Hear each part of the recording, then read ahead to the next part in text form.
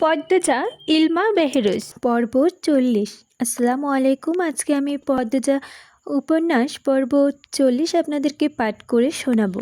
লিখন বাড়িতে ঢুকে অবাক হয়ে সব দেখি, কত আয়োজন, কত মানুষ। তার স্বপ্নের রানী পদ্মজার বিয়ে, কিন্তু তার সঙ্গে না।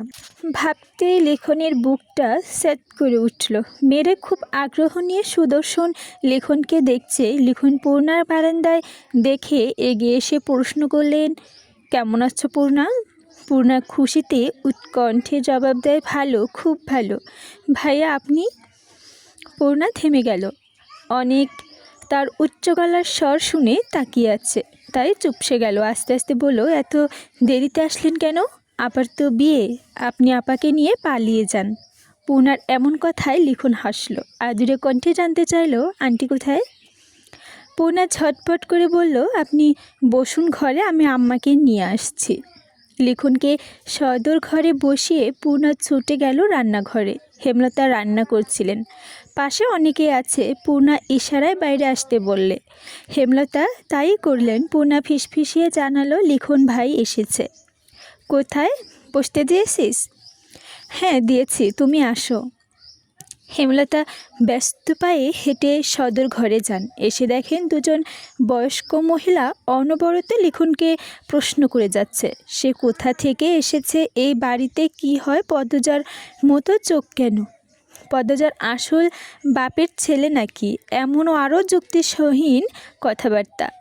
হেমলতা সবাইকে উপেক্ষা করে লিখনকে বললেন, লিখন তুমি আমার ঘরে এসো। লিখন হাঁপ ছেড়ে বাঁচল। হেমলতার পিছু পিছু চলে গেল। তা অনেকের নজরেই পড়ল। একজন আরেকজনের সঙ্গে আলোচনা করতে থাকলো লিখন শাহকে নিয়ে।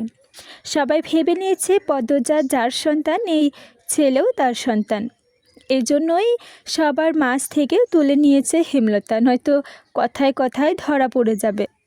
লিখনকে মোড়াই বসতে দিলেন হেমলতা। লিখন কিভাবে কি শুরু করবে বুঝে উঠতে পারছে না। হেমলতা শুরু করলেন, আমি জানি তুমি কি বলবে, তোমার দুটো চিঠি আমি পড়েছি।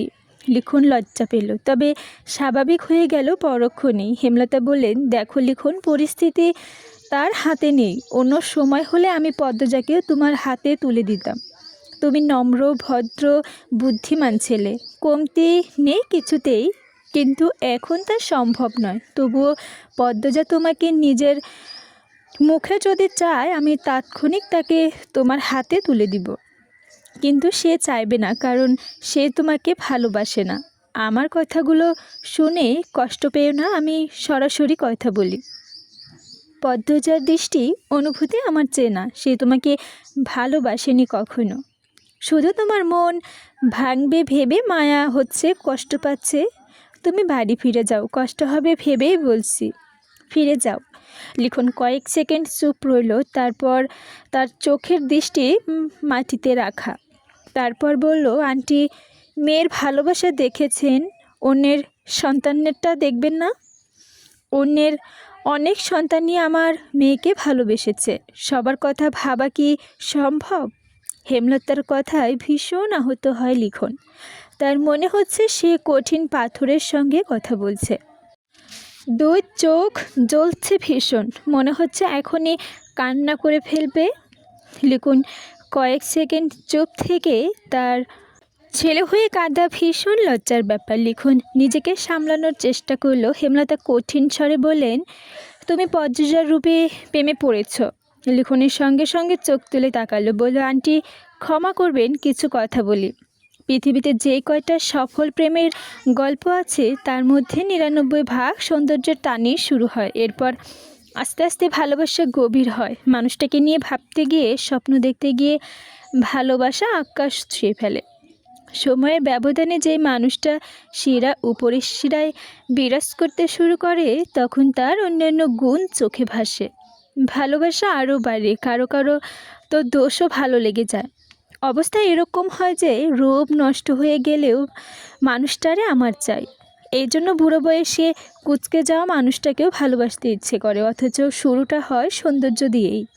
আন্টি, আমি পদ্মজার রূপে মুগ্ধ হয়েছিলাম, এটা সত্যি, কিন্তু গত কয়েক মাসে সারাক্ষণ পদ্মজাকে ভাবতে গিয়ে আমি সত্যি সত্যি পদ্মজাকে ভালোবেসে ফেলেছি। পদ্মজার রূপ আগুনে ঝলসে গেলেও এমন করেই বাসবো। প্লিজ আন্টি, কথাগুলো শুটিংয়ের ডায়লগ ভেবে উড়িয়ে দিয়েন না। বাস্তব জীবনে মুখস্থ ডায়লগ আমি আওড়াই না। লিখনের কণ্ঠ গভীর, অথচ চোখের জল ছলছল করছে। হেমলতা স্তব্ধ হয়ে যান। এখন কী জবাব দিবেন?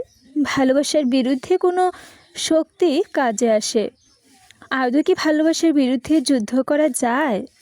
তিনি সময় নিয়ে বললেন, আমার পদ্মজা তোমার কাছে খুব ভালো থাকতো লিখন, কিন্তু সমাজের কিছু সীমা আছে যার মুখোমুখি আমি হয়েছি। জেনে শুনে আমার মেয়েকে যেসব মুখোমুখি কি হতে দেই।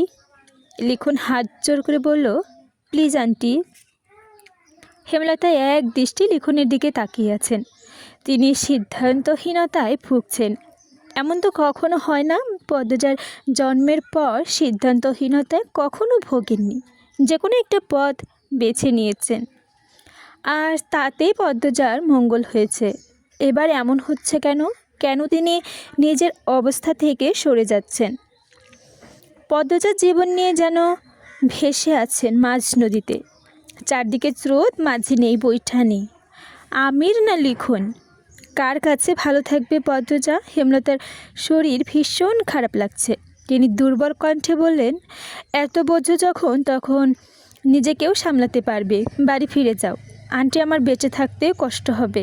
পদ্মজার সঙ্গে যা হয়েছে তবু সে বেঁচে আছে, আর তুমি এইটুকু মানিয়ে নিতে পারবে না? লেখনের কথা খুঁজে পেল না। আহত মন নিয়ে উঠে দাঁড়ালো।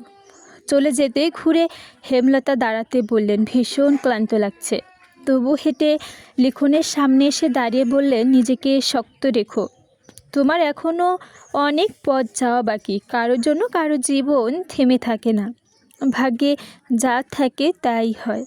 সব যেহেতু আয়োজন হয়ে গেছে, তাই আর ভেবে লাভ নেই। তবে কবুল বলার আগেও যদি পদ্মজা বলে তার তোমাকে চাই, তবে সব ভেঙে চুরে পদ্মজাকে নিয়ে তোমাদের বাড়ি ছুটে যাব। আমি আমার মেয়েটাকে ভীষণ ভালোবাসি বাবা। এই মেয়েটার সুখের জন্য আমি স্বার্থপর হয়েছি। অন্যের সন্তানের কষ্ট চোখে ভাসছে না। আমাকে ক্ষমা করে দিও। হেমলতার চোখের জলে ভিড়। লিখন ভীষণ অবাক হয়ে দেখতে থাকলো এই কঠিন মানুষটাকে। হেমলতা নিজের নিজের কান্না কেন দেখালেন লিখনকে? জবাব খুঁজে পেল না লিখন। শুধু এইটুকু বুঝতে পারল, হেমলতার কাছে জীবন মানেই পদ্মজা। লিখন ভাঙা গলায় আসি বলে চলে যায়। হেমলতা সব কাজ ভুলে গুটিসুটি মেরে বিছানায় শুয়ে পড়েন। চোখ বেয়ে 2 ফোঁটা জল বেরিয়ে আসে। মনের শক্তি কমে গেছে, দুর্বল হয়ে পড়েছেন তিনি। নিজের উপর আস্থা কিংবা বিশ্বাস পাচ্ছেন না। সিদ্ধান্ত নেওয়ার ক্ষমতাটুকু যেন কোথায় হারিয়ে গেছে। বারান্দায় গ্রিলে হাত রেখে আকাশের দিকে তাকিয়ে আছে পদ্মজা। তার পরনে শাড়ি রয়ে গেছে। আকাশের বুকে থালার মধ্যে একখানা চাঁদের আলোয় চারদিকে ঝিকমিক করছে। চারপাশ থেকে ভেসে আছে ঝিঝি পোকার ডাক। পদ্মজা কেঁপে উঠে পিছনে ফিরে তাকালো। মোর্শেদকে দেখতে পেয়ে হাঁপ ছাড়ল গোপনে। মোর্শেদ বললেন, তোর মায়ের যে কি আর উড়ে নাই? না আব্বা। মোর্শেদ চিন্তিত ভগ্নিতে বললেন, কিছু ভাবলেন? বললেন, তুই হজাক কেন? যা ঘরে গিয়ে ঘুমা, আমি ঘাটে যাইতাছি। আচ্ছা আব্বা। মোর্শেদ যাওয়ার পানে পদ্মজার দিকে তাকিয়ে রইল। সে ভাবছে, কিন্তু কী ভাবছে তা নিজেই ধরতে পারছে না। কুকুরের ঘেউ ঘেউ শুনে উদাসীনতা কেটে গেল। শাড়ির আঁচল টেনে সাবধানে হেঁটে ঢুকলো সদর ঘরে। ওখানে পাটি বেছে দূর দূরান্ত থেকে আসা আত্মীয় স্বজনরা ঘুমাচ্ছে। তাদের ডিঙিয়ে পদ্মজা হেমলতার ঘরে এলো। হেমলতা ঘুমাচ্ছে বেঘোরে। শুনেছিল লিখন শাকে নিয়ে মা নিজ ঘরে এসেছিলেন। এরপর কি হলো কে জানে। সন্ধ্যার পর পূর্ণা জানালো আম্মা ঘুমাচ্ছে। হেমলতা কখনো সন্ধ্যার সময় ঘুমান না, তাই পদ্মজার ঘুমটা টেনে হেমলতার ঘরে আসে। মাকে এত শান্তিতে ঘুমাতে কখনো দেখেনি পদ্মজা, তাই আর ডাকেনি। কেউ ডাকতে আসলেও তাড়িয়ে দিয়েছে। ঘুমাচ্ছে যখন ঘুমাক না হয়। এখন মধ্যরাত। হেমলতার মুখের সামনে মাটিতে বসে এক দৃষ্টিতে তাকিয়ে দেখছে পদ্মজা। তার গলা কাঁপছে।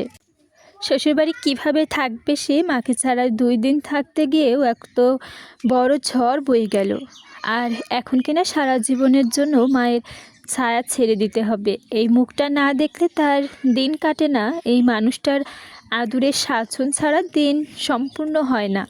পদ্মজার বিছানায় মাথা ঢুকিয়ে ফুপিয়ে উঠল, অস্ফুটন করে ডাকল আম্মা। সঙ্গে সঙ্গে হেমলতা চোখ খুললেন।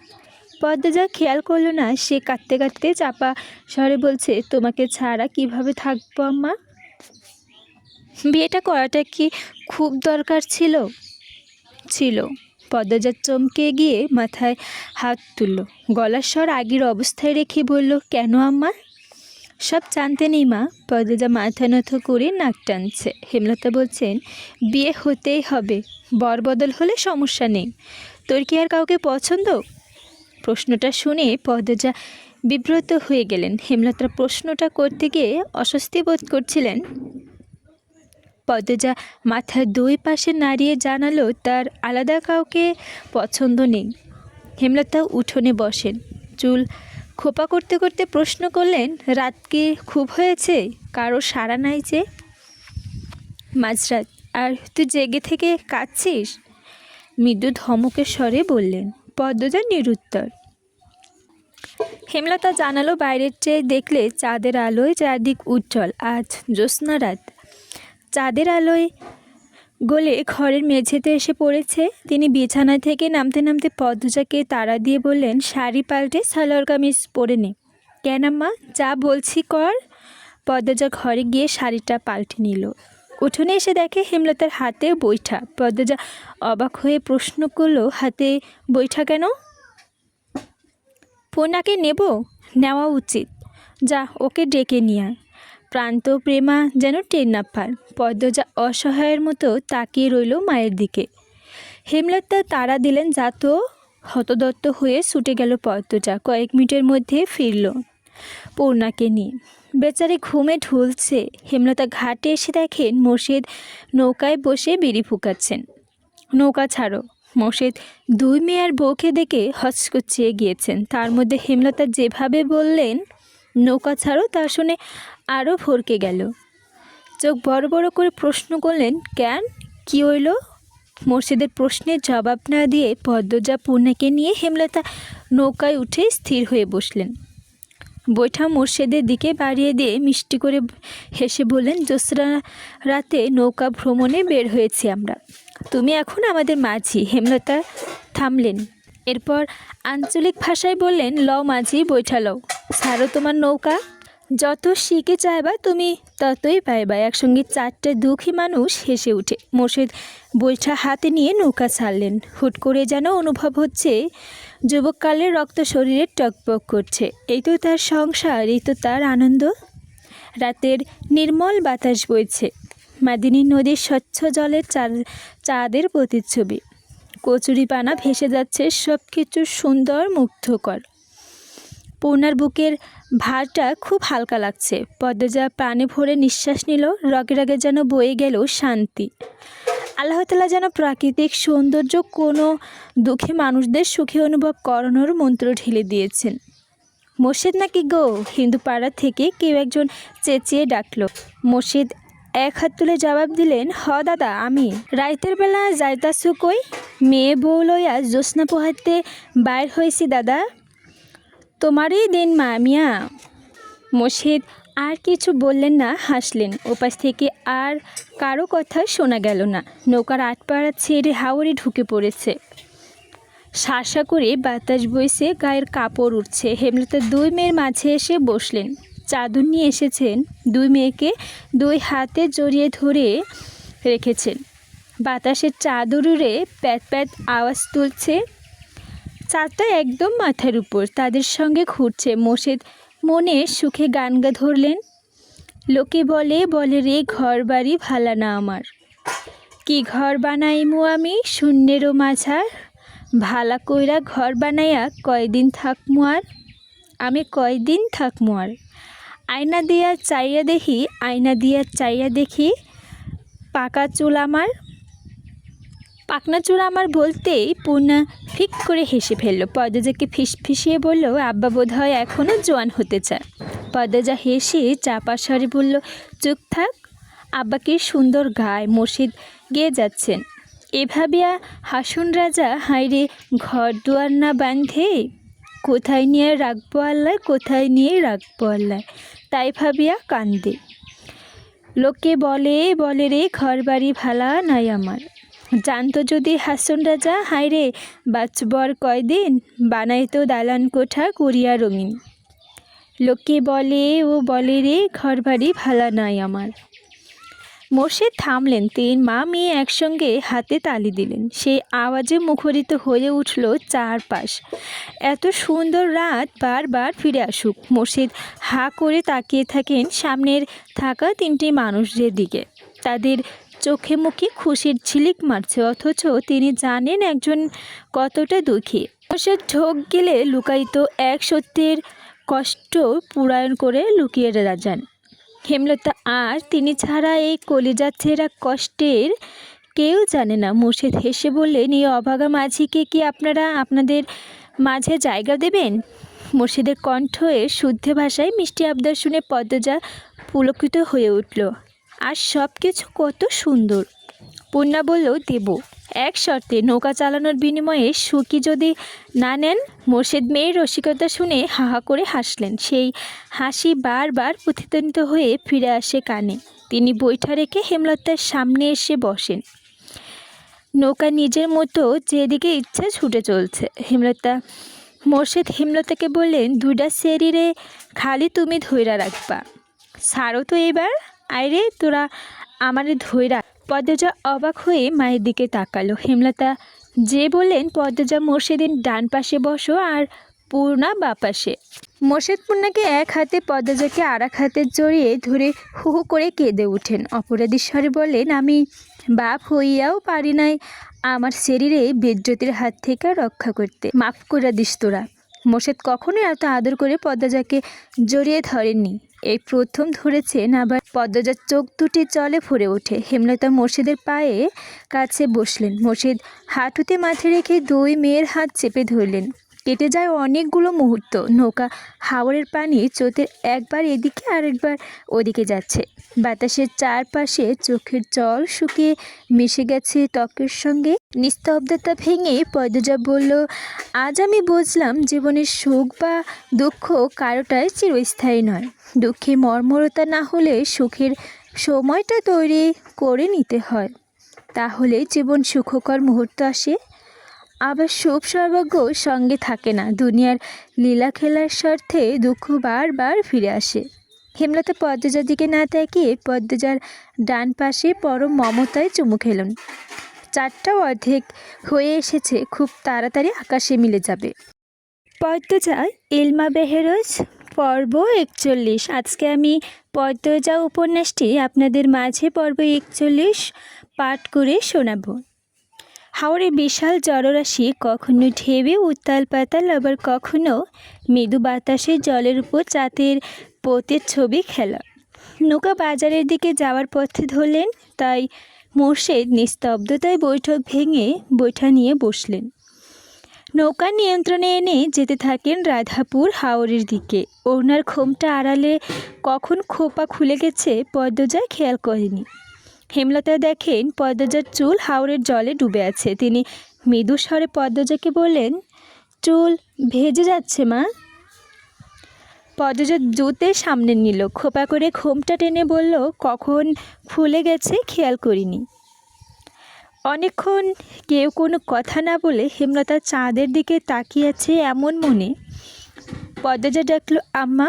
হেমলতা অশ্রু ভরা চোখে তাকালেন। পদ্মজা কিছু বলার আগে তিনি বললেন, পূর্ণা গল্প শুনবি?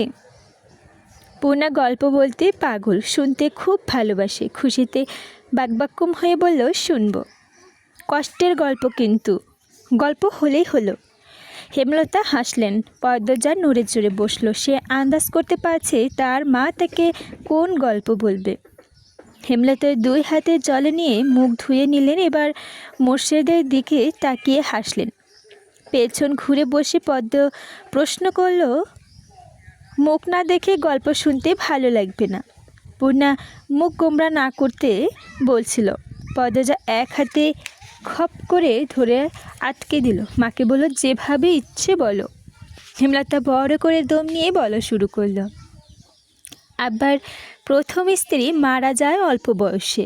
আব্বা প্রাইমারি স্কুলের শিক্ষক ছিলেন, একজন বুদ্ধিমান উদার মনের মানুষ ছিলেন। অন্যদিকে আম্মাকে যৌতুকের জন্য মুখে তালাক দিয়ে বাড়ি থেকে বের করে দিয়েছিল তার প্রথম স্বামী।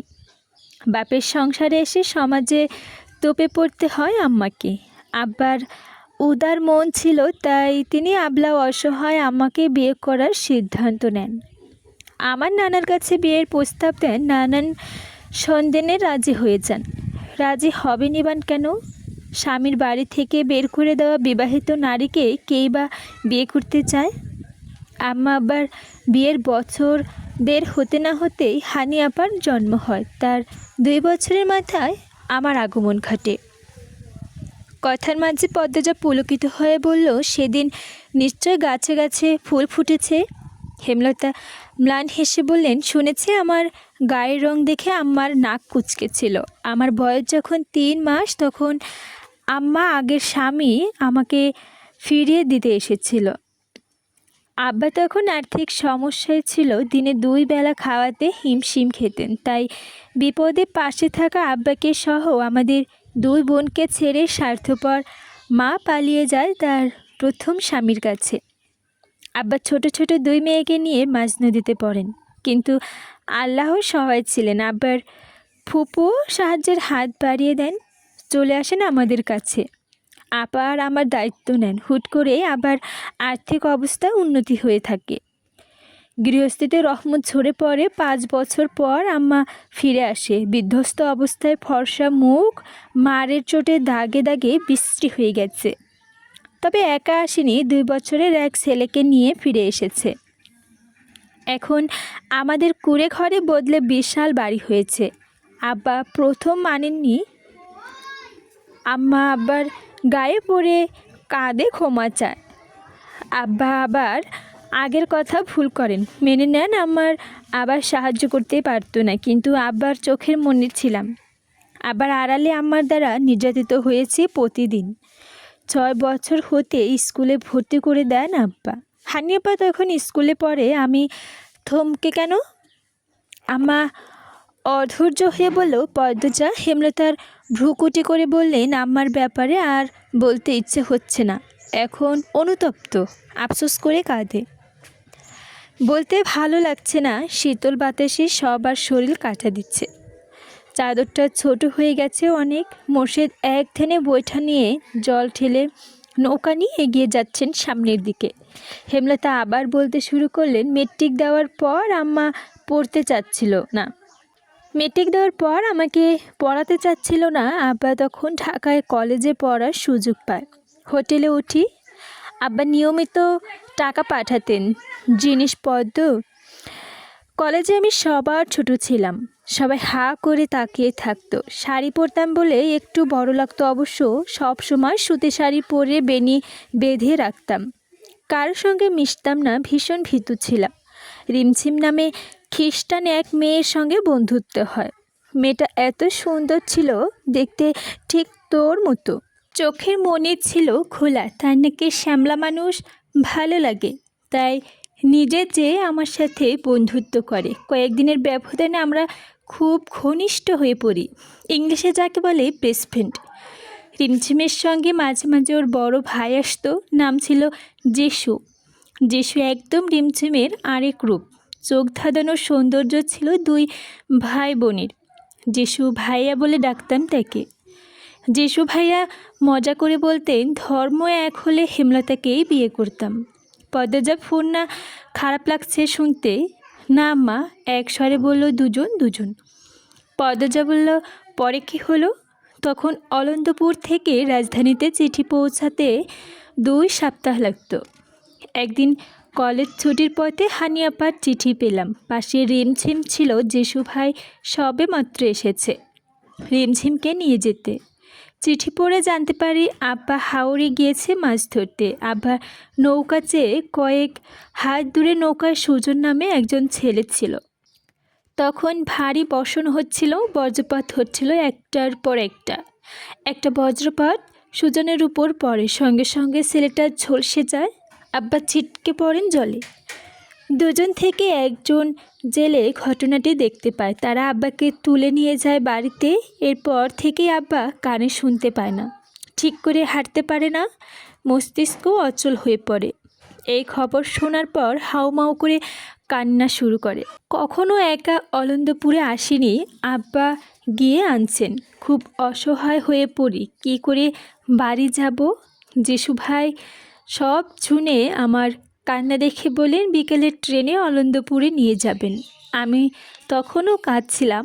একবার শুধু আনন্দপুরে যেতে চাই, আব্বাকে দেখতে চাই। যদিও জানতাম অনেক দিন হয়ে গেছে এই দুর্ঘটনার। আটপাড়া পৌঁছাতে পৌঁছাতে অনেক রাত হয়ে যায়। বাড়ি এসে দেখি সদর ঘরের দরজা তালা মারা, কেউ নেই বাড়িতে। মুরগি আর গরু ছাড়া বারান্দায় ঘরে দরজা ছিল না, শুধু একটা চৌকি ছিল। বড্ড ক্লান্ত ছিলাম, তাই চৌকিতে শুয়েই ঘুমিয়ে পড়ি। ঘুম ভাঙে আমার চেঁচামেচিতে। জিজু ভাই নিজের অজান্তে আমার পাশে কখন ঘুমিয়ে পড়েছিল বুঝতে পারিনি। দীর্ঘ যাত্রার কারণে আমার মতো তিনিও ক্লান্ত ছিলেন। আমার জন্মদাত্রী মা গ্রামবাসীকে ডেকে চেঁচিয়ে থাকেন, যেন হাতে নাতে চোর ধরেছেন। অবস্থা বেগতিক দেখতে ভরকে যাই, কিছু বলতে পারি না। যিশু ভাই সবাইকে অনেক বোঝানোর চেষ্টা করে, কিন্তু কেউ বুঝেনি। তখন নিয়ম খুব কঠিন ছিল। যিশুভাই খ্রিস্টান শুনে সবাই আরও ক্ষেপে যায়। আব্বার সামনে গ্রামবাসী আমাদের দুজনকে মাথা ন্যাড়া করে দিল। কোমর সমান চুল ছিল আমার। মাথা ন্যাড়া করতে গিয়ে মাথার চামড়া ছিঁড়ে ফেলে, রক্ত বের হতে থাকে গল গল করে। আমার করুণ অবস্থা দেখে আমার তখনও হুঁশ আসে। গ্রামবাসীর হাত থেকে আমাকে বাঁচানোর চেষ্টা করে, কিন্তু পারেননি। গায়ের রং কালো, তারপরেও রক্তাক্ত ন্যাড়া মাথা। কী যে বিশ্রী রূপ হয়েছিল। আমি আর একমাত্র ভরসার আব্বাকে চিৎকার করে ডেকে কেঁদেছিলাম। আব্বা শোনেননি, আমার দিকে শুধু হা করে তাকিয়েছিলেন। কিছু লোক যিশু ভাইকে অনেক মারধর করে। সেদিন রাতে ওনাকে রক্তাক্ত অবস্থায় ছুঁড়ে ফেলে দেয় নদীর পাড়ে। গরুর ঘরে গোবর ওপর বেঁধে রাখে আমাকে। দূর দূরান্তের মানুষ দেখতে আসে। আমি তখন নিঃশ্বাসে নিঃশ্বাসে নিজের মৃত্যু কামনা করছি। একবার বাঁধন ছাড়া হতে পারলে আত্মহত্যা করব বলে পণ করি। হাত বাঁধা ছিল, তাই দাঁত দিয়ে নিজের হাঁটুতে বোকার মতো কামড় দিতে থাকি একের পর এক, যাতে মরে যাই। যেই দেখতে আসতো সেই বিশ্রী গালি দিয়ে যেত। কেউ কেউ লাথি দিত। রাধাপুরের হারুন রশিদ আছে না, ওনার আব্বা তখন আনন্দপুরের মাতব্বর ছিলেন। ওনারা গোয়াল ঘরে বন্দি ছিলাম। 2 দিন পর আমাকে ছাড়া পেয়ে ইচ্ছা হচ্ছিল গলায় কলসি বেঁধে ছুটে গিয়ে নদীতে ঝাঁপ দিতে, কিন্তু পারিনি। শরীরের একটুও শক্তি ছিল না। দৌড়ে পালাতে গিয়ে হুমড়ি খেয়ে পড়ি গোয়াল ঘরের বাইরে। ধরালো কিছু একটা ছিল মাটিতে পড়তে হাতের বাহু ছিঁড়ে গল গল করে নামের রক্তধারা। এই যে আমার বাহুটার দাগ, এটা সেই দিনই হয়েছে। হেমলতা মেয়েদের দাগটা দেখানোর জন্য ঘুরে তাকালেন। দেখেন তার 2 মেয়ে মুখে হাত চেপে কাঁদছে। হেমলতা হাসার চেষ্টা করে বললেন, তোদের মরা কান্না শুরু করেছিস কেন? হেমলতার কথা শেষ হতেই ঘূর্ণিঝড়ের মতো 2 মেয়ে ছুটে আসে তার দিকে। নৌকা দুলে উঠে হেমলতা চমকে গিয়ে দ্রুত নৌকায় উঠে নিজের ভারসাম্য রক্ষা করে। চিৎকার করে উঠে নাড়ে। কথা শেষ করার পূর্বেই বুকে ঝাঁপিয়ে পড়ে 2 মেয়ে। জড়িয়ে ধরে আম্মা আম্মা বলে কাঁদতে থাকে। 2 মেয়ে এত শক্ত করে দৌড়ে ধরেছে যেন হেমলতার মনে হচ্ছে এখনই দম বেরিয়ে যাবে। তাদের কান্না থামানোর কোনো লক্ষণ নেই। হেমলতা দুজনের পিঠে হাত বুলিয়ে সান্ত্বনা দেয়। কিছুতেই কিছু হলো না, তারা কেঁদেই চলছে।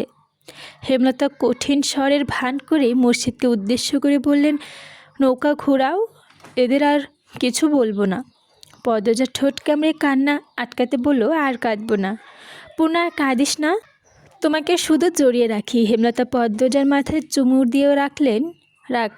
পূর্ণা নাক টানছে। হেমলতাকে বললেন, আমাদের এক ঘরে করে দেওয়া হলো। বাজারে ভেষজ উপারে আব্বার চিৎকার চলছিল, সেটাও বন্ধ হয়ে গেল। কেউ আমার পরিবারের মুখ দেখতে চায় না, দেখলে ওটা ওটা ছুঁড়ে দিত। বলা হয়নি সেদিন রাতে আব্বা আম্মা মামার বাড়ি ছিল। ওই বাড়ির পাশে একজন ডাক্তার থাকতো, আব্বাকে দেখাতে গিয়েছিল। হানিয়াপার বিয়ে দেওয়ার জন্য আম্মা উপড়ে পড়ে লাগে, যেন যখন হিমেল আম্মার পেটে তখন 7 মাস চলে। আমার উপর আমার মার প্রতিদিনই চলতে থাকে। আমার জন্য পরিবার এত ক্ষতি হলো, হানিফ স্কুলে যেতে পারে না, সবাই দূর দূর করে তাড়িয়ে দেয়। ওদিকে হিমেল আসার সময় ঘনিয়ে এসেছে, কোনো যাত্রী আসেনি। আম্মা একা যুদ্ধ করে হিমেলকে জন্ম দেয়। সব মিলিয়ে আমাদের জীবন নরক হয়ে ওঠে। 2 বছর 2-1-এর মধ্যে আব্বা কিছুটা সুস্থ হন, আল্লাহ রহমতে হাঁটাচলা করতে পারেন। আগের মতো সব কিছু না বুঝলেও মোটামুটি বুঝতেন। হানিয়াপার বিয়ে ঠিক হলো। বনেদি ঘর থেকে প্রস্তাব এসেছিল, শর্ত একটাই, 5 বিঘা জমি দিতে হবে। আমাদের জমি ছিল 5.5 বিঘা। আম্মা 5 বিঘা জমি দিয়ে হানিয়াপার বিয়ে দিলেন। সব কিছু স্বাভাবিক হলো, যদিও মাঝে মাঝে অনেকের কথা শুনিয়েছি। একসময় আমার বিয়ের প্রস্তাব এলো, তোদের আব্বা একসঙ্গে আমার বিয়ে হয়। বিয়ের কয়েক মাসের মধ্যে জানতে পারি তোদের আব্বার দ্বিতীয় স্ত্রী আমি। শেষ কথাটা হেমলতা মোর্শেদের দিকে তাকিয়ে বললেন। মোর্শেদ চোখের দৃষ্টি নত করে ফেললেন। পূর্ণা খুব অবাক হয়ে তাকালো মোর্শেদের দিকে। হেমলতা পূর্ণাকে নিজের দিকে ফিরিয়ে নিয়ে বললেন, তোর আব্বা ভুল বুঝিস না মা, ভালোবাসার উপর কিছু নেই।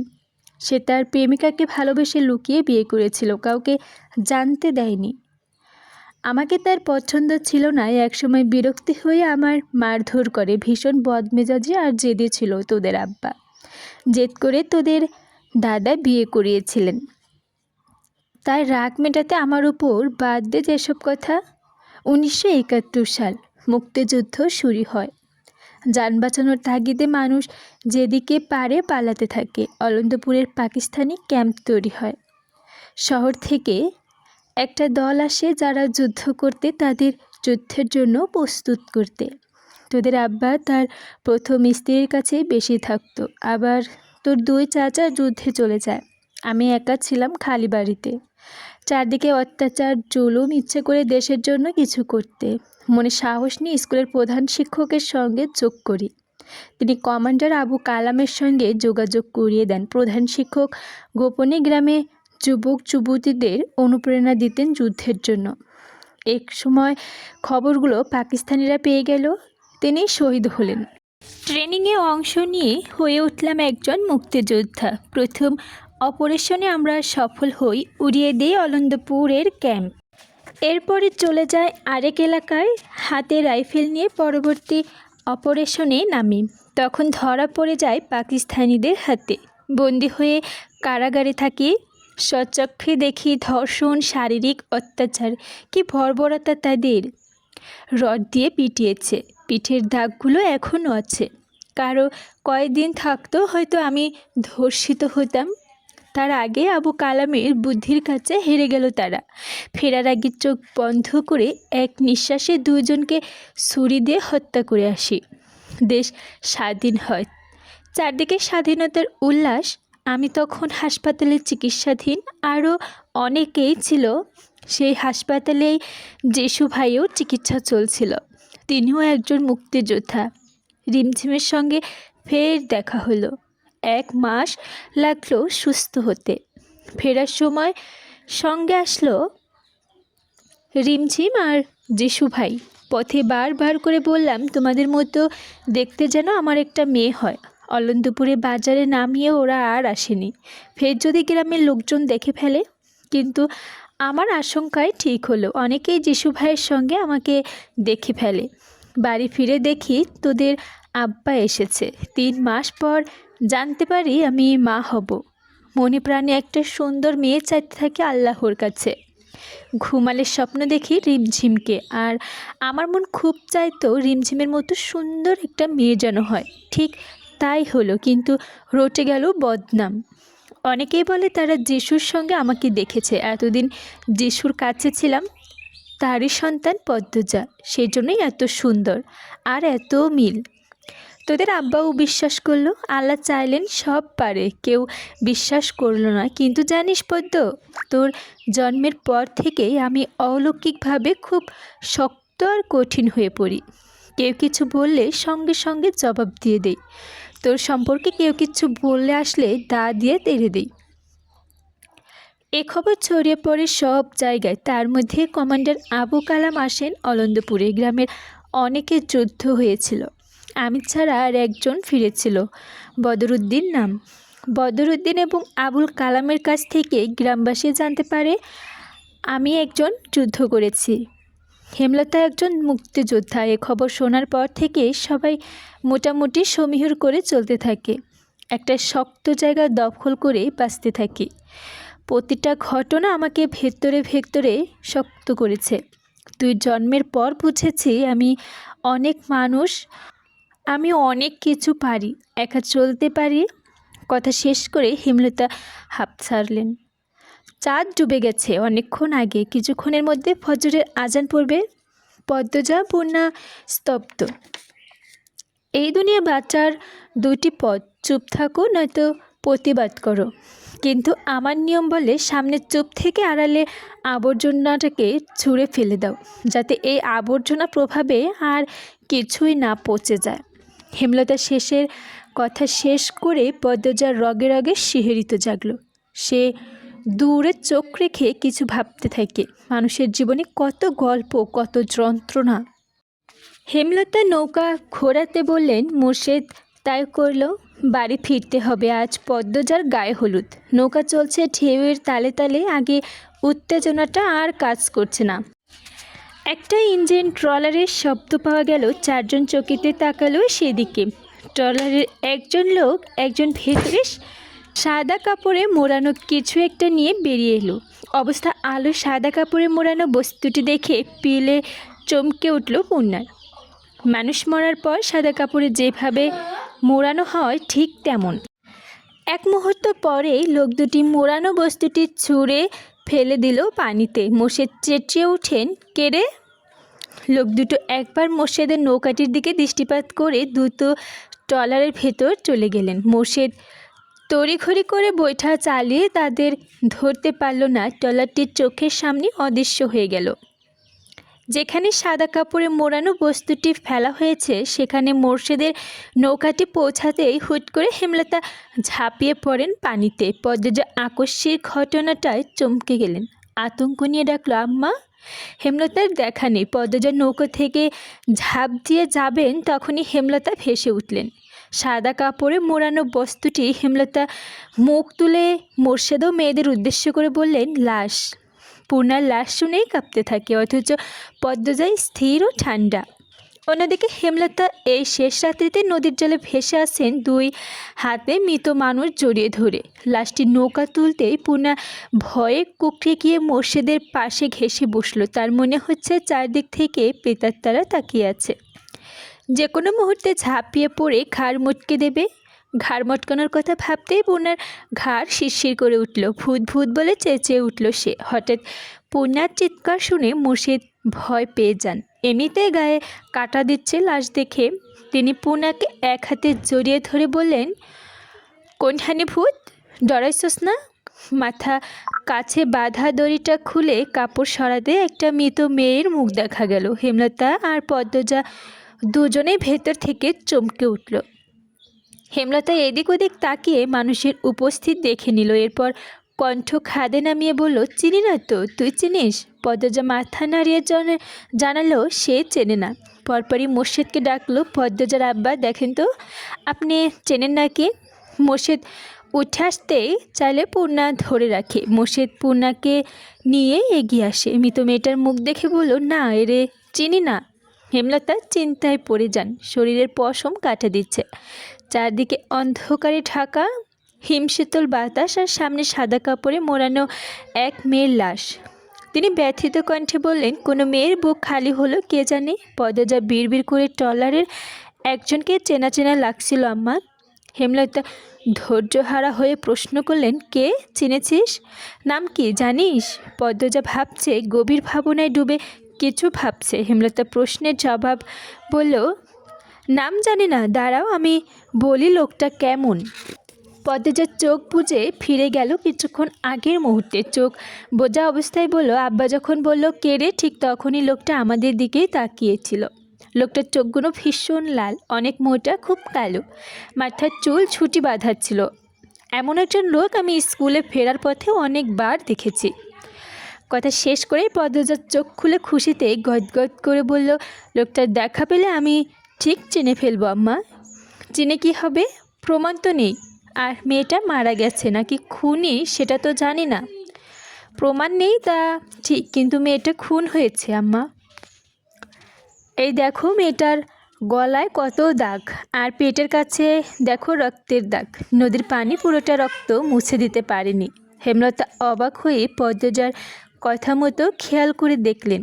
সত্যি তো। তিনি বিস্মিত নিয়ে বললেন, একটার পর একটা খুন, হানিফের পর পান্তুর বাপ, এরপরে তো এই মেয়ে। আমি বুঝতে পারছি না কে বা কারাই এমন করছে। ওই লোকটার দেখা যদি আরেকবার পাই আমি ঠিক এই রহস্য বের করব, বলল পদ্মজা। মৃত মেয়েটার মুখ কাপড় দিয়ে ঢেকে দিলেন হেমলতা। এরপর দড়ি দিয়ে বেঁধে আগের মতো মোর্শেদকে বললেন, কলাপাড়ার দিকে যাও।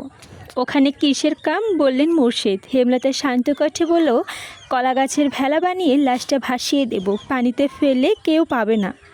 ভাসিয়ে দিলে কেউ বা কেউ পাবে, হয়তো মেয়েটার পরিবার খুঁজে পাবে। আমাদের বাড়িতে এখন লাশ নিয়ে যাওয়া ঠিক হবে না, অনেক মানুষ আছে, সবাই ভয় পাবে, বিয়ের আমেজটা চলে যাবে। তাড়াতাড়ি যাও, কলাপাড়ার দিকে নৌকা ঘোরাও। সকাল সকাল গায়ে হলুদ সম্পূর্ণ করার পরিকল্পনা ছিল, কিন্তু বউ এখনও ঘুমে আচ্ছন্ন। বাড়ি ভর্তি মানুষ, কলা গাছের ছাদ বানিয়ে সবাই উপেক্ষা করছে নতুন বইয়ের জন্য। হেমলতা কিছুতেই পদ্মজাকে ডাকতে দিচ্ছে না। দুপুরের আজান পড়তে পদ্মজার চোখ খুলে। যখন মনে পড়ল আজ তার গায়ে হলুদ, তখন সে ধরফরিয়ে উঠে বসল। সে কাকডাকা ভরে বাড়ি ফিরে ঘুমিয়েছিল।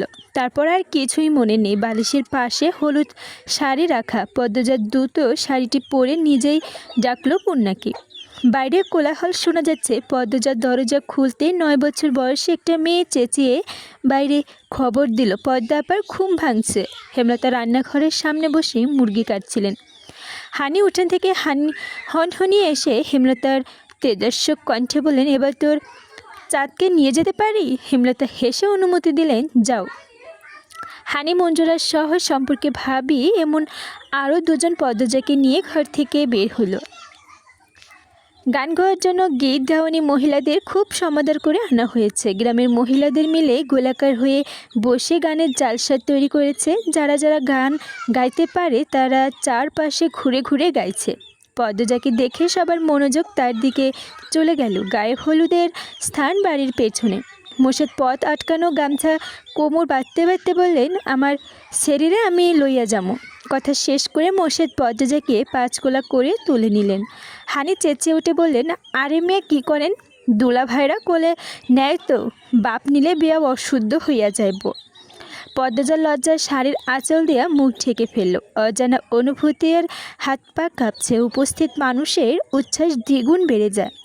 প্রেমা পান্ত অন্যান্য শিশুদের নিয়ে খুশিতে লাফাচ্ছে, একজন আরেকজনকে রং মাখিয়ে দিচ্ছে। কলা গাছের ছাদের নিচে খাটের ছোট্ট চৌকি রাখা, সেখানে পদ্মজাকে দাঁড় করিয়ে দেন মোর্শেদ। সামনে 7টি বদনা, 10টি কলসি ভর্তি পানি, একটা কুলো রাখা দূর্বা ধান, হলুদ বাটা, হলুদ শাড়ি, ব্লাউজ ও তোয়ালে ও সাবান।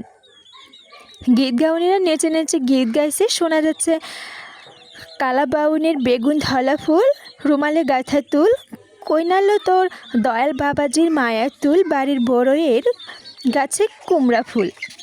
রুমালে গাঁথিয়া তুললো, কইনালো তোর দয়া চাচা মায়া তুল, কন্যারে ডাক দেয় তোর জননী মা রে, মা দিয়া ডাকো না সোনা মুখে হলদি রে, হলুদ ডাক দেওয়ান জামনাতারে, জনমাতা বাপিরে বাপ দিয়ে যাক তোর সোনা মুখে হলদি রে।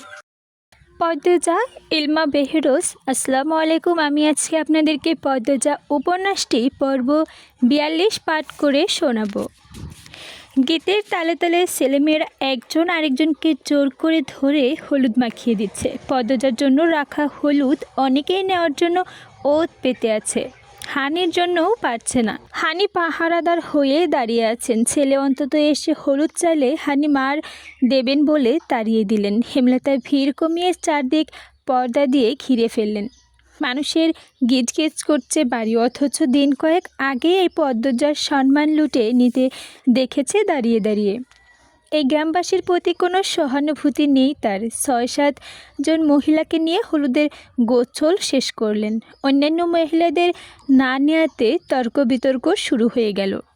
গায়ে হলুদ করতে হয় সবাইকে নিয়ে, সবার সামনে আনন্দ করতে করতে। হেমলতা কেন শুধুমাত্র ৬-৭ জন নিয়ে করছেন তিনি অবশ্য কারো কোনো কথায় জবাব দিলেন না। গোসল শেষ করে পদ্মজাকে হলুদ মসলিন শাড়ি পরানো হলো। কানের কাছে মঞ্জুরা গুনগুন করে কাঁদছেন। পদ্মজার শুনতে ভালো লাগছে না। বিয়ে হলে নাকি ১ সপ্তাহ আগে থেকে কান্নাকাটি শুরু হয়। গায়ে হলুদের দিন আত্মীয়রা কাঁদায় গড়াগড়ি করে কাঁদে, অথচ পদ্মজা হেমলতা শান্ত।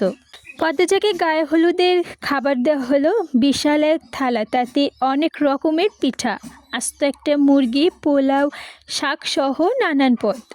পদ্মজা খাওয়ার আগে অন্যরা কেড়ে নিয়ে খাচ্ছে। লোক সমাগম কমতেই হেমলতা আলাদা করে প্লেট করে ভাত আর মুরগির মাংস নিয়ে আসেন। নিজ হাতে খাইয়ে দেন মেয়েকে। খাওয়ার মাঝে পদ্মজা মনে পড়ে মঞ্জুরা তখন বলেছিলেন বিয়ের পর মেয়েরা পর হয়ে যায়, বাবা মা পর হয়ে যায়, আত্মীয়, স্বামী আর স্বামীর বাড়ির সব, মা বাপের সঙ্গে দেখা করতে তাদের অনুমতি লাগে। পদ্মজা হেমলতার দিকে তাকিয়ে ভাত চিবোয়। হেমলতা খেয়াল করে দেখেন পদ্মজা তার দিকে হা করে তাকিয়ে আছেন। চোখের পলক ফেলছে না, চোখ জুড়ে চিকচিক করছে জল। তিনি শান্ত স্বরে বললেন, খাওয়ার সময় কাঁদতে নেই। আকস্মিক পদ্মজা ফোঁপাতে শুরু করলো। হেমলতা সান্ত্বনা পর্যন্ত দিলেন না, পরবর্তী লোকমা মুখে তুলে দিলেন। ফোঁপাতে ফোঁপাতে খাবার শেষ করলো পদ্মজা। চোখের জলে বুক ভিজে একাকার। হেমলতা মেয়ের সামনে শক্ত থাকলেও ঘরের বাইরে এসে হাতের উল্টো পাশ দিয়ে চোখের জল মুছতে লাগলো। কি যে যন্ত্রণা হচ্ছে বুকে, কাঁদতে পারলেও কাঁদতে পারেন না। ভিড় কমলে কাঁদবেন, অনেক কাঁদবেন, জীবনের শেষবারের মতো কাঁদবেন, এরপর আর কখনোই কাঁদবেন না, কোনো দিনও না। পদ্মজার 2 হাতে গাছের মেহেদি লাগানো হচ্ছে। উঠোনে বড় চৌকিতে পেতে তার চারদিকে রঙিন পর্দা টানানো হয়েছে। কাগজের ফুল মাথার উপর ঝোলানো, চারদিক ঘিরে রয়েছে মেয়েরা, সামনে খালি জায়গা, চলছে নাচ। ঠিক তখনই সেখানে উপস্থিত হলো হাওলাদার পরিবার, লাবণ্য, রানী এবং তাদের আত্মীয় স্বজন। সঙ্গে নিয়ে এসেছে বইয়ের বেনারসি গহনা। হানি এসে ছুটে সবার আপ্যায়নের ব্যবস্থা করল। সবার শেষে বাড়িতে ঢুকলো আমির। বিয়ের আগের দিন রাতে বরের আগমন সবাইকে খুব হাসালো। কেউ কেউ বলল এত সুন্দর বউ দূরে রাখার আর তার সইছে না, তাই চলে এসেছে। আমির যেসব পাত্তা দিল না, সোজা হেমলতার কাছে গেলেন, গিয়ে বলল, আম্মা, পদ্মজার সঙ্গে একটু কথা বলতে চাই। আমিরের অকপট অনুরোধে হেমলতা ভীষণ অবাক হয়ে তাকিয়ে রইলেন। এমন ছেলে তিনি দুটো দেখেননি। আমির অবাক, আবার বলল, বেশিক্ষণ না, একটু সময় চাইছি। আমিরের কণ্ঠ পরিষ্কার, মাথা নিচু। পরিবারের ভালো শিক্ষায় পেয়েছে, তবে লাজলজ্জা একদমই নেই। হেমলতা মৃদু হেসে বললেন, ঘরে গিয়ে বসো, পদ্ম আসছে। আমির হেমলতার পা ছুঁয়ে সালাম করে পদ্মজার ঘরের দিকে চলে গেলেন। হেমলতা পদ্মজাকে ডেকে নিয়ে এসে বললেন, আমির কথা বলতে চায়। ব্যাপারটা দৃষ্টিকটু, কিন্তু নয়তো কোনো করা যায় না, কোনো বিশেষ দরকার হয়তো। পদ্মজা ঘরের সামনে এসে থমকে দাঁড়ালো। পেছনের ফিরে তাকাতেই হেমলতা ইশারায় যেতে বললেন। পদ্মজা ঘরে ঢুকে ডাগর ডাগর চোখ মেলে আমিরের দিকে তাকালো। আমিরকে খুব ক্লান্ত দেখাচ্ছে, মনে হচ্ছে কিছু নিয়ে খুব চিন্তিত। আমির পদ্মজাকে দেখেই হাসল, বলল, বসো। পদ্মজা বিছানার এক পাশে বসে, অন্য পাশে আমির বসে প্রশ্ন করে, যা প্রশ্ন করি সত্যি বলবে। পদ্মজা দৃঢ় কণ্ঠে বলল, আমি মিথ্যা বলি না। আমির অসহায়ের মতো বলল, তুমি কি মন থেকে আমাকে এই বিয়েতে রাজি? পদ্মজা চকিতে তাকালো, সঙ্গে সঙ্গে চোখ নামিয়ে নিয়ে বলল, আম্মা যখন যা করেছেন আমি তাই মন থেকে মেনে নিতে পেরেছি। আমির বলল, লিখন শাহ তো তোমাকে পছন্দ করেন। জানি, আর আপনি জানেন সেটাও জানি। আমি আমাদের বিয়ে ঠিক হওয়ার পর জেনেছি তুমি তুমি মনে কিছু নিও না, বলতে চাইছি যদি তোমার আমাকে অপছন্দ হয় আর লিখন শাহকে ভালোবেসে থাকো বলতে পারো, আমি বিয়ে ভেঙে দেব। পদ্মজা অপমানে লাল হয়ে গেল, থমথমে গলায় বলল, অবিশ্বাস থাকলে বিয়ে না হওয়াই ভালো। আপনি ভেঙে দিতে পারেন।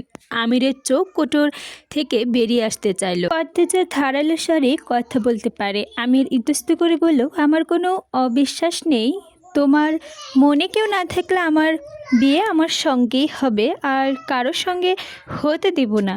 পদ্মজা কিছু বলল না, উঠে যেতে চাইলে আমির অনুনয়ের সঙ্গে বলল, একবার হাত ধরা যাবে? আজ নয়, আগামীকাল। বলার সময় পদ্মজার ঠোঁট দেখা গেল হাসির রেখা। আমি সেটা খেয়াল করে মুগ্ধ স্বরে বলে উঠল, সুবহানাল্লাহ। বিয়ের অনুষ্ঠান শুরু হয়েছে অনেকক্ষণ আগে। পদ্মজা বধূ সেজে বসে আছে, দুই পাশে বসে আছে পূর্ণা ও প্রেমা। কাজে বিয়ে পড়াচ্ছেন। অনেকক্ষণ ধরে পদ্মজাকে কবুল বলতে বলেছেন। পদ্মজা কিছুতেই বলছে না। সে এক মনে হেমলতা খুঁজছেন। বউ কবুল বলছে না শুনে অনেকেই ভিড় জমিয়েছে। হেমলতা সেই ভিড় ভেঙে ঘরে ঢুকলেন।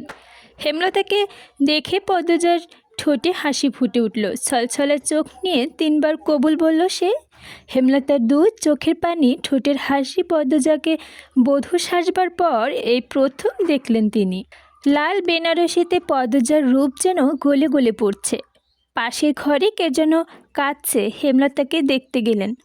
আয়না দেখানোর পর্ব শুরু হয়। আয়নার তাকাতে আমির চোখ টিপল। পদ্মজা লজ্জা পেয়ে সরিয়ে নিল দৃষ্টি। আমির সবার চোখের আড়ালে খপ করে ধরে ফেলল পদ্মজার এক হাত। স্বামীর অধিকার নিয়ে ধরা পর্ব স্পর্শে কেঁপে উঠে পদ্মজা। অদ্ভুত এক অনুভূতিতে টলিয়ে যেতে থাকে সে। আমির ফিসফিসিয়ে বলল, এই যে ধরলাম, মৃত্যুর আগেও ছাড়ছি না। বিয়ে বাড়ির কোলাহল কমে গেছে। বিদায়ের পালা চলছে। করুণ কান্নার স্বরে চারদিকে হাহাকার করছে। মনজোয়ারা হানি কেঁদে কুল পাচ্ছে না। মোর্শেদ নদীর ঘাটে বসে গোপনে চোখের জল ফেলছেন। পূর্ণা পদ্মজার গলা জড়িয়ে সেই কান্না শুরু করছেন, থামছেই না। কাছে প্রেমা ও পান্ত্র। এক মেয়ের বিয়ে বিদায় পর্ব কতটা কষ্টের তা শুধু মেয়ের আর মেয়ের পরিবারই জানে। পদ্মজা পূর্ণার মাথায় পিঠে হাত বুলিয়ে দিয়ে বারবার বলছে, বোন আমার, মন খারাপ করে থাকবি না কিন্তু, একদমই কাঁদবি না, আমি আসবো, তুইও যাবি। আমার কষ্ট হবে রে বোন, আর কাঁদিস না, এভাবে কাঁদলে অসুস্থ হয়ে যাবে। একজন তাড়া দেয়, সন্ধে হয়ে যাবে, তাড়াতাড়ি করুন। পদ্মজা আকুল হয়ে কেঁদে ডাকলো, আম্মা, আমার আম্মা কোথায়? আম্মা, ও আম্মা। হেমলতা লাহারি ঘরের পাশেই দাঁড়িয়েছিলেন। পদ্মজার ডাকে সাড়া দিতে সামনে এগোতে থাকেন। প্রতি কদমে কদমে বুক ব্যথায় চুরমার হয়ে যাচ্ছে। তবু হাসার চেষ্টা করছেন, কিন্তু পারছেন না। যে মেয়ের জন্য তিনি নতুন করে জীবনের অর্থ খুঁজে পেয়েছিলেন, সেই মেয়েকে আজ বিদায় দিতে হচ্ছে। সারা জীবনের জন্য অন্য ঘরে চলে যাবে। হেমলতাকে দেখেই পদ্মজা ছুটে এসে জড়িয়ে ধরে হাউমাউ করে কেঁদে উঠল। হেমলতা দ্রুত চোখের জল মুছে পদ্মজাকে আদুরে কণ্ঠে বললেন, এভাবে কাঁদতে নেই মা, বিয়ে তো হবারই কথা ছিল। আমার তোমায় ছাড়া কেমন করে থাকবো? সবাইকেই থাকতে হবে, আস্তে আস্তে ঠিক হয়ে যাবে মা। হেমলতা পদ্মজার চোখে মুখে কপালে চুমু খেল। দুই চোখের জল মুছতে গিয়ে বললেন, শ্বশুরবাড়ির সবার সঙ্গে মিলেমিশে থাকবি, নিজের খেয়াল রাখবি। পদ্মজা হাউমাউ করে কাঁদছে। হেমলতাকে জোরে চেপে ধরে বলল, আম্মা, আমি যাব না, আম্মা, আমি যাব না। হেমলতা পদ্মজার মুখের দিকে চাইতে পারছে না। ভাঙা গলায় আমিরকে ডেকে বললেন, বাবা, নিয়ে যাও আমার মেয়েকে, ওর খেয়াল রেখো, ওর আব্বা ঘাটে বসে আছে, ডাকতে হবে না, একা থাকুক। তোমরা পদ্মকে নিয়ে যাও, সন্ধে হয়ে যাচ্ছে। আমির নম্র কণ্ঠে বলল, পদ্মজাকে সারা জীবন আগলে রাখবো, আপনি চিন্তা করবেন না। হেমলতা কৃতজ্ঞ চিত্রে তাকিয়ে রইলেন, শুধু কিছু বলতে পারলেন না। চোখ বেয়ে টুপটুপ করে কয়েক ফোঁটা জল গড়িয়ে পড়ে মাটিতে। পদ্মজার বেনারসিতে আমির পদ্মজাকে পাঁচকোলা করে নেন। পদ্মজার আকুতি ভরা কণ্ঠে হেমলতাকে ডেকে অনুরোধ করে, আম্মা আমাকে ধরো, ওরা নিয়ে যাচ্ছে আম্মা। হেমলতা মুখ ঘুরিয়ে নেন। পূর্ণা দুই হাতে মুখ ঢেকে ফুপিয়ে কাঁদছে। পদ্মজাকে পালকিতে বসতে তার গালে দুই হাত দিয়ে রেখেছে। আমির বলল, কেদোনার, একদিন পরে আসবো আমরা। পদ্মজা দুই হাতে মুখে ঢেকে ফুপিয়ে উঠে। সব কিছু শূন্য লাগছে, মস্তিষ্ক ফাঁকা হয়ে গেছে। পালকি ছুটে চলছে শ্বশুরবাড়ি। পূর্ণা হেমলতাকে জড়িয়ে ধরে বলল, আম্মা কেন বিয়ে দিলে আবার? তোমার কি কষ্ট হচ্ছে না? হেমলতার হাঁটু ভেঙে মাটিতে বসে পড়েন। পূর্ণাকে জড়িয়ে ধরে গগন কাঁপিয়ে চিৎকার করে ওঠেন। উপস্থিত সবার কান্না থেমে যায়। তিনি বলেন, আমি যদি পারতাম তাহলে আমার পদ্মকে বিয়ে দিতাম না পূর্ণা। ও সে আমার 7 রাজার ধনের চেয়েও বেশি। হানি বরাবরই কাঁদুক স্বভাবের। হেমলতা কখনো কাঁদে না। সেই হেমলতাকে এভাবে কাঁদতে দেখে তিনি নিজের কান্না লুকিয়ে রাখতে পারলেন না। হেমলতার মাথা বুকে জড়িয়ে ধরে ভেজা কণ্ঠে বলল, এটাই তো নিয়ম, কেঁদে আর কী হবে? হেমলতা মুহূর্তে ছোট বাচ্চা হয়ে গেল। হানিকে ধরে হাউমাউ করে কেঁদে উঠলেন। বললেন, আপা আপা ওরা আমার মেয়ে নেয়নি, আমার কলিজা ছিঁড়ে নিয়ে গেছে। আপা কেন বিয়ে দিতে হলো আমার পদ্মর? মঞ্জুরা হেমলতার মাথায় হাত রেখে সান্ত্বনা দেন, দেখিস পদ্ম, তুই ভালো থাকবে, ও খুব ভালো মেয়ে। হেমলতা হানিকে ছেড়ে মঞ্জুরাকে জড়িয়ে ধরলেন। হাত পা ছুঁড়ে কাঁদতে কাঁদতে বললেন, আম্মা আম্মা তুমি কখনো আমাকে কিছু দাওনি, এইবার আমার এই মরণ কষ্টটা কমিয়ে দাও, আমার খুব কষ্ট হচ্ছে আম্মা। আমার পদ্মকে ছাড়া আমি কিভাবে থাকবো? মঞ্জুরার বুক থুকপুক করে কাঁপছে। জন্মের পর হেমলতা কি করে কখনো এভাবে কেঁদেছে মনে পড়ছে না। তিনি পড়েননি হেমলতার এই কষ্ট কমাতে, শুধু বুকের সঙ্গে চেপে ধরে রাখলেন। এভাবে যদি ছোট থেকে আগলে রাখতেন, হেমলতার জীবনটা এত কষ্টের হতো না। পদ্মজা ছটপট করছে, কিছু ভালো লাগছে না। ইচ্ছে হচ্ছে ছুটো দেশে ছুটে যেতে মায়ের কাছে। গলায় শুকিয়ে কাঠ, এক্ষুনি মারা যাবে হয়তো। পদ্মজা হঠাৎ চিৎকার করে উঠল, থামো তোমরা, থামো, আল্লাহর দোহাই লাগে থামো। পদ্মজার চিৎকার শুনে আমির ভরকে গেল। বেয়ারাদের দ্রুত থামতে বলে পালকি থেমে যায়। পদ্মজা পালকি থেকে মাটিতে পা রেখে মোড়ল বাড়ির দিকে ছুটতে থাকলো। কেউ আটকাতে পারল না, সবাইকে ধাক্কা দিয়ে দৌড়ে ঠেলে ছুটে চলছে সে মায়ের বুকে। আমি শুধু চেয়ে রইল। সন্ধ্যা নামার পূর্ব মুহূর্তে একটা লাল বেনারসি পরা অপূর্ব সুন্দরী মেয়ে ছুটছে, দেখতেও ভালো লাগছে। আম্মা, পদ্মজার কণ্ঠে আম্মা ডাকটি হেমলতায় অস্তিত্ব মরিয়ে দিয়ে যায়। হেমলতা থমকে গিয়ে ঘুরে তাকান। উঠে দাঁড়ানোর জন্য প্রস্তুত হতেই পদ্মজা ঝাঁপিয়ে পড়ে বুকে। হেমলতা টাল সামলাতে না পেরে আবার মাটিতে পড়ে বসেন। পদ্মজা নিরবিচ্ছিন্নভাবে কাঁদতে থাকলো। হেমলতা সীমাহীন আশ্চর্য হয়ে কথা বলার শক্তি হারিয়ে ফেলেছেন। নির্বাক শুদ্ধ থেকে শুধু পদ্মজার কান্না অনুভব করছেন। কান্নার দমকে পদ্মজার শরীর ঝাঁকি দিচ্ছে বারবার।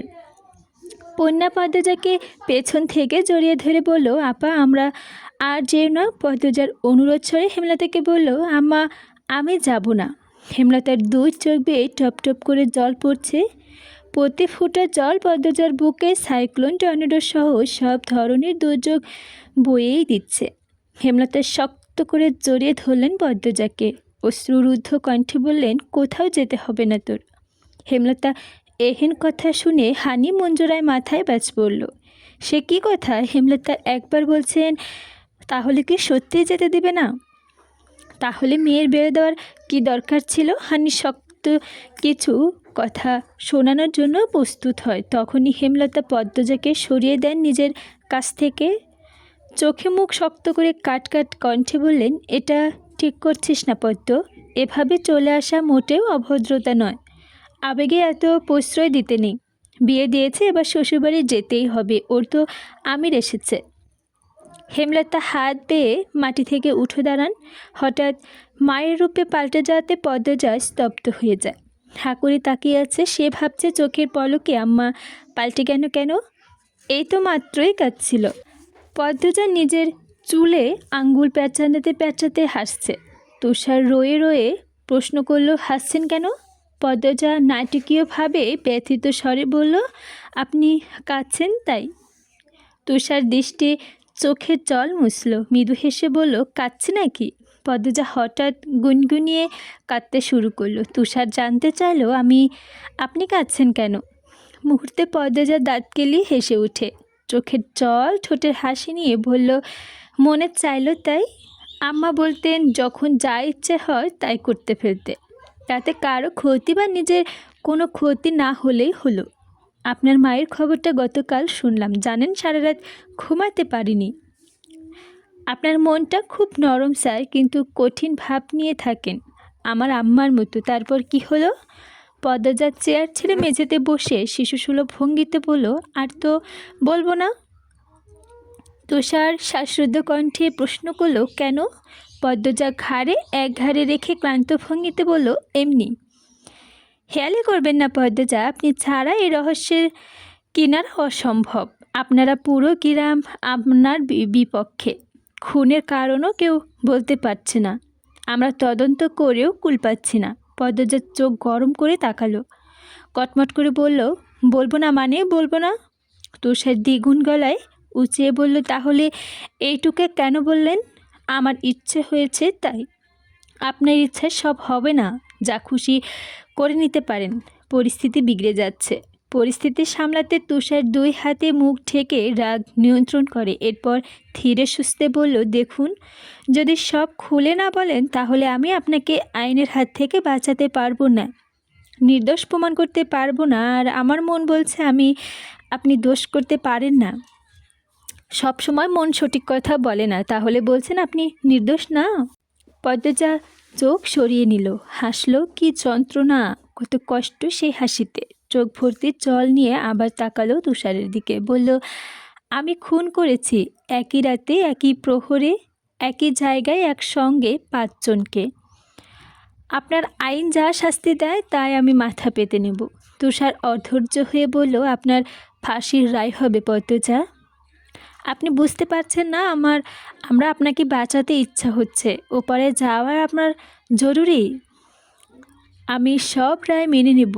আমি মানতে পারবো না। তুষারের অকপট স্বীকারোক্তি। কথাটা মুখ থেকে বের হওয়ার পর তুষার বুঝল সে অচেনা এবং ভয়ঙ্কর অনুভূতি নিয়ে খেলছে। পদ্মজার দিকে উপস্থিত হয়ে পড়ে। পদ্মজা তুষারকে পরখ করে নিয়ে হাসলো, শান্ত ভঙ্গিতে বলল, এত ব্যাকুল কেন হচ্ছেন? আমার প্রেমে পড়ে যাননি তো? তুষার থমথম খেয়ে গেল। বেশ অনেকক্ষণ বসে রইল পাঠ হয়ে। ওপার থেকে আদেশ এসেছে, পদ্মজা কেন এতগুলো খুন করেছে সেই রহস্য উদ্ঘাটন করতে হবে। না পারলে চাকরি চলে যাওয়ার সম্ভাবনা রয়েছে। চাকরি চলে যাক, সমস্যা নেই, নিজের শাস্তি আর আত্মতৃপ্তির জন্য হলেও পদ্মজার পেছনে 6টি বছরের গল্প জানতেই হবে। কেন হাতে পাওয়ার পর আমার ঘুম হচ্ছে না রাতে, সারাক্ষণ মস্তিষ্ক কিলবিল করছে। এত জটিল কেস কখনো ফেস করতে হয়নি। অলন্দপুরের পুরোটা ঘেটেও কিছু জানা যায়নি। যারা খুন হয়েছে তারা আর পদ্মজা ছাড়া হয়তো কেউ জানেও না। তুষার আবার বলল, আপনার বিরুদ্ধে সব প্রমাণ। আমার বিরুদ্ধে সবাই সাক্ষী দিচ্ছে, আপনি কি? কথার মাঝখানে তুষারকে থামিয়ে দিয়ে পদ্মজা বলল, খুনগুলো তো সত্যি আমি করেছি, তাহলে প্রমাণ আমার বিরুদ্ধেই তো থাকবে। তুষারের মন বিরক্তির তেতো হয়ে যায়। পদ্মজার সামনে কয়েকবার পায়চারি করে বেরিয়ে যায় সে। সিগারেটে মাথা ঠান্ডা করলো। চা নিয়ে এলো ফাহিমা। তুষার শুধালো, মেয়েটাকে তোমার অপরাধী মনে হয়? আমি কিচ্ছু ভাবতে পারছি না স্যার, মেয়েটাকে দেখলে আমার হাত পা অবশ হয়ে পড়ে। এত মেরেছে, কিছুতে টু শব্দটাও করেনি। এরপর থেকে আমি রাতে ভয়ঙ্কর স্বপ্ন দেখি। পৃথিবীটা রহস্যে ঘেরা। ফাহিমা, একজন নারী 5 জনকে কীভাবে খুন করতে পারে, আবার একসঙ্গে সেই সাহস কি করে পেল? সেটা আমি ভাবছি স্যার, কিভাবে খুন করেছে সেটা ধারণা করা যাচ্ছে, কিন্তু এত সহজ ধৈর্য কিভাবে কোনো নারীর থাকতে পারে? নারীরা চাইলে সব পারে, কথাটা শুনে এসেছি, এবার স্বচক্ষে দেখছি। জি স্যার। কত আসামি পায়ে পড়ে জীবন ভিক্ষা চেয়েছে, কিছুতেই মন গলেনি, মন কাঁদেওনি। এই মেয়েটার জীবন চায় না, তবুও আমার ইচ্ছা হচ্ছে খুব করে নতুন একটা জীবন দিতে। ফাহিমা অবাক হয়ে তুষারের দিকেই তাকালো। তুষার কখনো হ্যাঁ একটা বাইরেও কিছু বলে না, খুব কঠিন কাঠখোট্টা একটা মানুষ। অনুভূতি বলতে কিছুই নেই তার মুখে। এই ধরনের আবেগী কথাবার্তা শুনে অবাক হচ্ছে ফাহিমা। পরিস্থিতি হাতের বাইরে। পদ্মজার ফাঁসি দেখার জন্য দেশ উতলা হয়ে আছে। কেন এমন হচ্ছে ফাহিমা? আর যদি হেমলতার উপস্থিত থাকতেন গল্পটা অন্যরকম হতো স্যার। তুষার আবার ফিরে এসে পদ্মজার সামনে চেয়ারে বসলো, ধীর কণ্ঠে বলল, আজই শেষ দিন, এরপর আর আমাদের সাক্ষাৎ হবে না। পদ্মজা চমকে তাকালো, দ্রুত তুষারের পায়ের কাছে এসে বসলো, বলল, আপনারা আম্মা কি আপনাকে বিয়ের জন্য খুব চাপ দেয়? আপনি কি করে জানলেন? সেদিন দেখলেন ফোনে কাউকে আম্মা ডেকে রেগে বিয়ে না করার কথা বলছিলেন। আমি তো অনেক দূরে দাঁড়িয়ে কথা বলছিলাম। আপনার শ্রবণ শক্তি তো প্রখর। তুষার বলল, লম্বা নিঃশ্বাস নিয়ে আবার চোখ করল। কোনো কথাটা লুকিয়ে আপনার মা বিশ্বাসঘাতকতা করেছে? আপনি জানলেন কি করে? কিছু তথ্য পেয়েছি গতকাল। এটুকুর জন্য বিশ্বাসঘাতক অপবাদ দিতে পারেন না, উনি আপনার ভালোর জন্যই। পদ্মজার চুপ থেকে হুট করে ফোঁস করে জ্বলে উঠে বলল, আপনি বুঝবেন না আমার কষ্ট। না পাওয়ার দামি সময়টাকে আমি কতবার মনে করে বুক ভাসিয়ে কেঁদেছি, বুঝবেন না আপনি। পদ্মজা কাঁদতে কাঁদতে হেসে উঠল, আবার পরক্ষণে কান্না শুরু করলো করুণ স্বরে, গা ঝাঁপিয়ে তোলার মতো কান্না। মনে হয় কোনো আসরির কাছে। কি বিশ্রী ভয়ঙ্কর সেই কান্নার ছন্দ। তুষারের কান ঝাঝা করে উঠে, চিন্তায় মাথার রগ ধপধপ করছে। আগামীকাল ভোরে পদ্মজাকে কোর্টে তোলা হবে, রায় হবে। পদ্মজার ফাঁসি চাই বলে রাস্তায় রাস্তায় মিছিল হচ্ছে, রেডিওতে চলছে আন্দোলন। কিন্তু তুষারের মন যে কিছুতেই মানতে পারছে না। এমন নিষ্পাপ মনের অপরূপ সুন্দরীর বিরুদ্ধে পুরো পৃথিবী। কি আশ্চর্য! বাঁকা রাস্তা পেরিয়ে পালকি চলছে ধীরে ধীরে। সন্ধ্যার আজান পড়েছে কিছুক্ষণ আগে। দিনের আলো কিছুটা এখনও রয়ে গেছে। দক্ষিণ দিক থেকে ধেয়ে আসছে হাওয়া, শীতল নির্মল পরিবেশ। পদ্মজার বুক ধুকপুক করছে। নতুন মানুষ, নতুন পরিবেশ মানিয়ে নিতে পারবে তো? একবার সে হাওলাদার বাড়ি গিয়েছিল। অন্দরমহল নামে এক বিশাল বাড়ি আছে, সেই বাড়িতে মেয়ে বউরা থাকে। এখন কি সেও থাকবে? পদ্মজার পর্দার ফাঁক ফোড়ক দিয়ে বাইরে চোখ মেলে তাকালো। আমির হাতে পাগড়ি নিয়ে তার বড় ভাইয়ের সঙ্গে আলোচনা করছে। চোখ মুখে উপচে পড়ছে খুশি। পদ্মজার চোখ সরিয়ে নিল। মায়ের কথা পূর্ণার খুব মনে পড়ছে। অন্দরমহলে মেয়েরা অপেক্ষা করছে নতুন বইয়ের জন্য। আমির গেটের সামনে পালকিতে থামিয়ে দিয়ে বলছে, জাফর বিরক্তিতে চ শব্দের উচ্চারণ করে বলল, এইখানে আমরা আবার থামলি কেন? আমির পাগড়ি হৃদয়নের হাতে দিয়ে বলল, আমার বউ আমার কোলে চড়ে অন্দরমহলে যাবে। পদ্মজা কথাটা শুনে কাছুমাচু হয়ে চুপসে গেল। আমির পালকির পর্দা সরিয়ে হাত বাড়িয়ে নামতে ইশারা করল। পদ্মজার নাক অব্দি টানানো ঘুমটা আমির সরাতে গিয়েও সরালো না। মুখে বলল, কি হলো, নেমে আসো। পদ্মজা লজ্জায় জ্ঞান শূন্য হয়ে পড়েছে। সে গাঁট হয়ে বসে রইল। আমির হেসে নিজের কপাল চাপড়ালো এক হাতে, এরপর নিজে টেনে নামালো পদ্মজাকে। কখনো পদ্মজার নাক অবধি ঘুমটা। আমির চট করে তাকে পাঁচকোলা করে নেয়। কুকড়ে গেল পদ্মজা। ভয়ে দু হাতে জড়িয়ে ধরল আমিরের গলা। আমির যত এগোচ্ছে সময়ের সঙ্গে পাল্লা দিতে তার গায়ের উষ্ণতা পদ্মজার শাড়ি ভেদ করে সর্বাঙ্গে ছড়িয়ে পড়ছে। অচেনা অজানা অনুভূতি যেন জেঁকে বসেছে চারদিকে। মরণ প্রেমের সূত্রপাত এখান থেকে শুরু হবে। অন্দরমহলের সদর দরজায় গ্রামের মেয়েরা ভিড় জমেছে। সবাই দেখতে এসেছে নতুন বউকে। আমিরের কোলে পদ্মজাকে দেখে মিটমিট করে হাসছে, ফিসফিসিয়ে একজন আরেকজনকে কিছু বলছে। ফারিনা ধমক দিয়ে কোলাহল থামিয়ে দিলেন। আমির দরজার সামনে উপস্থিত হতে আনিসা বলল, এবার বউকে নামান ছোট ভাই। বড় আম্মার পা ছুঁয়ে সালাম করে এরপর ঘরে ঢুকেন। আনিসা আমিরের চাচাতো ভাইয়ের বউ, জাফরের স্ত্রী।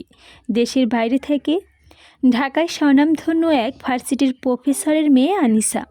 বিয়ের পরই স্বামী নিয়ে দূর দূরান্তে বাড়ি জমিয়েছিল। 2 সপ্তাহ আগে ছুটি কাটাতে শ্বশুরবাড়ি এসেছে। আনিসার কথা মতো আমির পদ্মজাকে কোল থেকে নামিয়ে দিল। এরপর দুজন নত হয়ে সালাম করল ফারিনাকে। ফারিনা হেসে হেসে ছেলে এবং ছেলের বউকে চুমু খেলেন। আবেগে আপ্লুত হয়ে বললেন, সুখী হ বাবা, বইয়ের খেদমতে জীবনভর ভালো থাক। আমার কইলাম বছরের মধ্যেই নাতি চাই। লাবণ্য ফোড়ন কাটল, পদ্মজা আমার লগে শহরে যাইব আম্মা, আমরা একলগে কলেজে পড়াম, নাতি টাতি পরে পাইবা। ফারিনা ক্ষুধার্ত বাঘিনীর মতো তেরে এসে লাবণ্যর গালে চর বসিয়ে দিয়ে উঁচু কণ্ঠে বললেন, আমার কথার পিছে কথা কওনের সাহস দেখাবি না। আকস্মিক ঘটনায় সবাই হসকচিয়ে যায়। পদ্মজার অবাক চোখে তাকালো। সামান্য কথার জন্য কোনো মা এত মানুষের সামনে যুবতী মেয়েকে মারে? লাবণ্য লজ্জায় অপমানে কাঁদতে লাগলো। চোখে টলমল জল নিয়ে পালিয়েই গেল একরকম। ফারিনার চোখে মুখে কাঠিন্য ফুটে আছে। পদ্মজা ভয়ে চোখের দেশটি মাটিতে রেখে ফারিনা পদ্মজার হাতে ধরে ভেতরে নিয়ে যেতে বললেন, মুখে মুখে কথা কইবা না কোনো দিন, যা কই মাইন্না চলবা। শ্বশুরবাড়ির সব মানুষ হইতাছে গিয়া দেবতার লাহান, তাগরে সেবা করলে জান্নাত পাওন যাইব, নইলে কোনো দিন জান্নাতে পাও দিতে পারবা না। হইনা তো তুমি কইছো গিয়া অনেক বাধ্য সেরি, কামে কাজে হেডা দেখাইবা, আমার কথাগুলান মনে রাখবা। পদ্মজা মাথা নাড়ায়। মুসলমানদের দেবতার সঙ্গে তুলনা করাটা পদ্মজার ভালো লাগেনি। কিছু কথাই এসেও আটকে গিয়েছে, বলার সাহস পাচ্ছে না। ফারিনা এবার বললেন, হুনো বউ, স্বামীর উপরে কিচ্ছু নাই, স্বামীর এই দুনিয়া ভাববা, মা বা ভাই বোন হয়েছে গিয়া পর, স্বামী আপন, স্বামীর বাইরে কিচ্ছু ভাববা না। স্বামী যা কয় তাই মানবা, নিজের হাতে স্বামীর পা ধুইয়া দিবা। স্বামী বইতে কইলে বইবা, উঠতে কইলে উঠবা, হইতে কইলে হইবা। স্বামী যখন কাছে ডাকবো না করবা, আল্লাহ বেরাজ হইব, ফেরেশতারা অভিশাপ দিব। দুনিয়াতে স্বামী আদরে থাকা মধুর আর কিছু নাই।